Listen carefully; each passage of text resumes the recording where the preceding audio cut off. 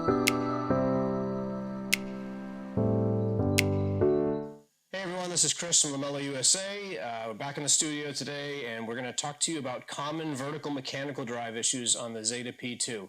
There's some very easy fixes you can handle in a few seconds. You're on your own, and it might save you some time having to send your machine back for repair. So let's get started. All right, so we're going to show you the most common solutions to fixing when your vertical mechanical drive is not working. We often get calls from customers saying, hey, my Zeta turns on and the motor works, but the vertical mechanical driver is not making the jump cut.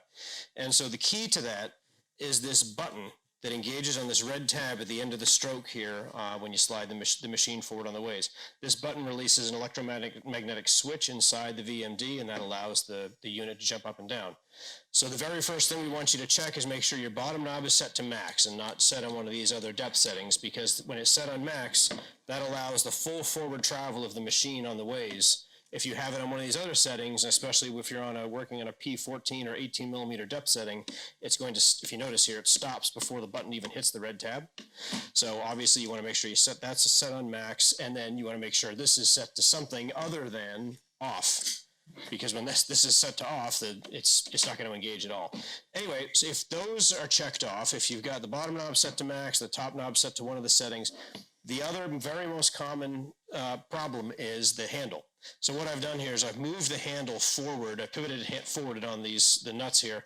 What can happen over time after you've been using a machine is usage, the handle will actually rotate a little bit forward towards the front of the machine. And if you notice, I'm not sure how well this shows up on camera, but basically the handle's hitting on the knob, and if you notice that button is not fully engaging. So it's a very easy fix. There should be a 5 millimeter wrench in with every Zeta. Otherwise, if you've misplaced it, there's nothing special about it, just a 5 millimeter Allen wrench. And what you do is just loosen up these nuts a little bit, dial this handle back to, I don't know, maybe say a 30-degree angle, just so there's maybe 3/4 of an inch or so above the top of the machine. Tighten the hex nuts back down. So now you see that button engages.